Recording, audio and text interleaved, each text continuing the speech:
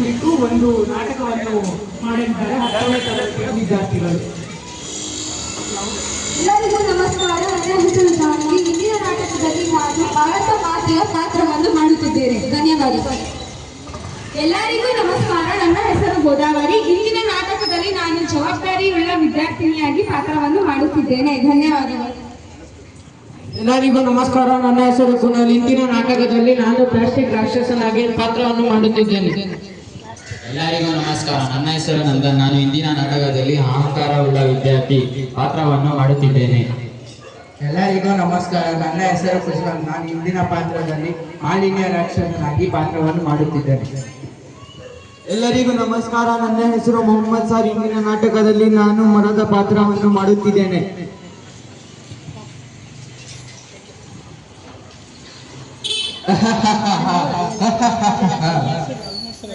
ನಾನು ಮಾಲಿನ್ಯ ರಾಕ್ಷಸ.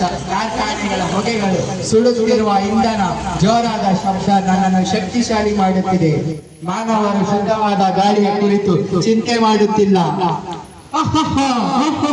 ನಾನು ಪ್ಲಾಸ್ಟಿಕ್ ರಾಕ್ಷಸ. ಜನರು ನನ್ನನ್ನು 5 ನಿಮಿಷ ಬಳಸುತ್ತಾರೆ, ಆದರೆ ನಾನು ಈ ಭೂಮಿಯ ಮೇಲೆ 100 ವರ್ಷ ಕಾಲ ಇರುತ್ತೇನೆ. ನಾನು ಹರಿಯುವ ನದಿಯನ್ನು ತಡೆಯುತ್ತೇನೆ, ಪ್ರಾಣಿಗಳನ್ನು ಸಾಯಿಸುತ್ತೇನೆ, ಮಣ್ಣನ್ನು ಕಲುಷಿತ ಮಾಡುತ್ತೇನೆ. ಜನರು ನನ್ನನ್ನು ಎಲ್ಲೆಲ್ಲೂ ಬಿಸಾಡುತ್ತಾರೆ. ಈ ಭೂಮಿಯನ್ನು ಸರ್ವನಾಶ ಮಾಡುವುದೇ ನಮ್ಮ ಕೆಲಸ. ಅಯ್ಯೋ ಅಯ್ಯಯ್ಯೋ, ನನ್ನ ನದಿಗಳು ಕಲುಷಿತವಾಗುತ್ತಿದೆ, ನನ್ನ ಗಾಳಿ ಮಾಲಿನ್ಯಗೊಳ್ಳುತ್ತದೆ, ನನ್ನ ಅರಣ್ಯಗಳು ಮಾಯವಾಗುತ್ತದೆ. ಏಕೆ ಈ ಮನುಷ್ಯರು ನನ್ನನ್ನು ಹೀಗೆ ನೋಯಿಸುತ್ತಿದ್ದಾರೆ? ಆದರೂ ಇವೆಲ್ಲರೂ ನನ್ನ ಮಕ್ಕಳು. ನನ್ನ ತಾಳ್ಮೆಗೂ ಒಂದು ಮಿತಿ ಇದೆ. ದಯವಿಟ್ಟು ಅದನ್ನು ಪರೀಕ್ಷಿಸಬೇಕು. ಇಂದು ನೀವು ನನ್ನನ್ನು ನಿರ್ಲಕ್ಷಿಸಿದರೆ ನಾಳೆ ಪ್ರಕೃತಿ ನಿಮ್ಮನ್ನು ಸುಮ್ಮನೆ ಬಿಡುವುದಿಲ್ಲ. ಏಕಶ್ಚಿತ್ ಒಂದು ಪ್ಲಾಸ್ಟಿಕ್ ಕವರ್ ಅಷ್ಟೇ, ಏನಾಗುತ್ತೆ, ಇಲ್ಲೇ ಬಿಸಾಡುತ್ತೇನೆ. ಈ ಮರವನ್ನು ಕತ್ತರಿಸಿ ನಾನು ಎತ್ತರವಾದ ಕಟ್ಟಡಗಳನ್ನು ಕಟ್ಟುತ್ತೇನೆ, ರಸ್ತೆಗಳನ್ನು ನಿರ್ಮಾಣಿಸುತ್ತೇನೆ, ಎತ್ತರವಾದ ಕಾರ್ಖಾನೆಗಳನ್ನು ಕಟ್ಟುತ್ತೇನೆ. ಈ ಅಪ್ರಯೋಜಕ ಮರದಿಂದ ಏನೂ ಉಪಯೋಗ, ನಾನು ಕತ್ತರಿಸುತ್ತೇನೆ.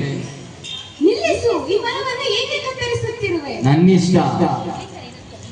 ಈ ಮರವನ್ನು ಕತ್ತರಿಸಲು ನಿನಗೆ ಯಾವುದೇ ಹಕ್ಕಿಲ್ಲ. ಪರಿಸರವು ಯಾರು ಸತ್ತಲ್ಲ, ಅದನ್ನು ಹಾಳು ಮಾಡಬಾರದು. ಈ ರೀತಿ ನೀನು ಪರಿಸರವನ್ನು ಹಾಳು ಮಾಡಿದರೆ ಅದರಿಂದಾಗುವ ಪರಿಣಾಮದ ಬಗ್ಗೆ ನಿನಗೆ ಅರಿವಿದೆಯೇ? ಗೊತ್ತಿಲ್ಲ.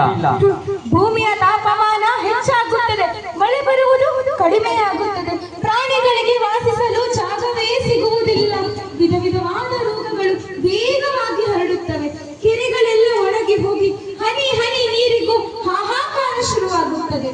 ಹೀಗೆ ಪ್ರಕೃತಿ ಅಳಿದರೆ ಮನುಷ್ಯರು ಈ ಭೂಮಿಯ ಮೇಲೆ ಬದುಕಲು ಸಾಧ್ಯವೇ ಇಲ್ಲ. ನೀನು ಈ ಗಿಡ ಮರಗಳನ್ನು, ಈ ಸುಂದರವಾದ ಗಿಡ ಮರಗಳನ್ನು ಕತ್ತರಿಸಿ ಬಿಟ್ಟರೆ ನಮಗೆ ಉಸಿರಾಡಲು ಗಾಳಿಯಾದರೂ ಎಲ್ಲಿಂದ ಸಿಗುವುದು? ಕೊನೆಗೆ ನಮ್ಮ ಉಸಿರೇ ನಿಂತು ಹೋಗಿ ಬಿಡುತ್ತದೆ. ಈ ಸುಂದರವಾದ ಪ್ರಕೃತಿಯು ನಮಗೆ ಪೂರ್ವಜರಿಂದ ಪಡೆದ ಆಸ್ತಿ ಅಲ್ಲ, ಮುಂದಿನ ಪೀಳಿಗೆಯ ಮಕ್ಕಳಿಂದ ಪಡೆದ ಸಾಲವಾಗಿದೆ. ಭವಿಷ್ಯದ ಪ್ರಜೆಗಳಾದ ನಾವು ಈ ಸಾಲವನ್ನು ಸುರಕ್ಷಿತವಾಗಿ ಹಸಿರಾಗಿ ಮುಂದಿನ ಮಕ್ಕಳಿಗೆ ನೀಡಬೇಕಾಗಿದೆ.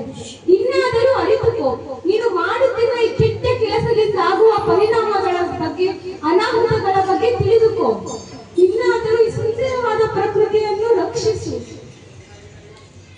ನಿಲ್ಲಿಸಿ. ದಯವಿಟ್ಟು ನನ್ನನ್ನು ಕಾಪಾಡಿ. ಒಂದು ಮರವನ್ನು ಕಡಿದರೆ 2 ಅಥವಾ 3 ಮರಗಳನ್ನು ನೆಡಿ. ನೀರನ್ನು ಉಳಿಸಿ. ಪ್ಲಾಸ್ಟಿಕ್ ಬಳಕೆಯನ್ನು ಕಡಿಮೆ ಮಾಡಿ. ನಾಳಿನ ಮಕ್ಕಳಿಗೆ ನೀವೇನನ್ನು ತೋರಿಸುತ್ತೀರಿ?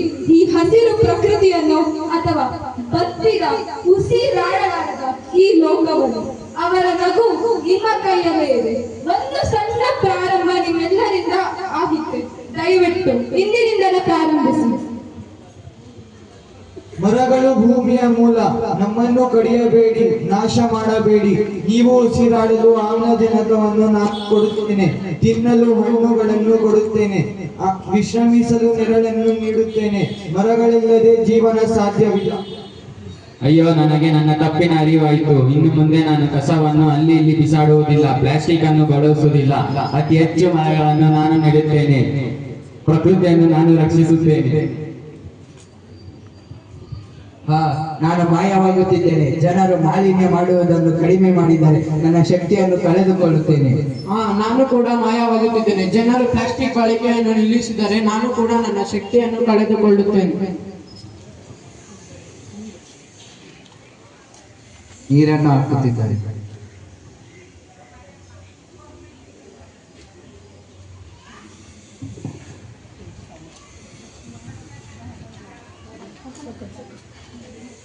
ಪರಿಸರವು ನಮ್ಮೆಲ್ಲರ ಹೊಣೆಯಾಗಿದೆ.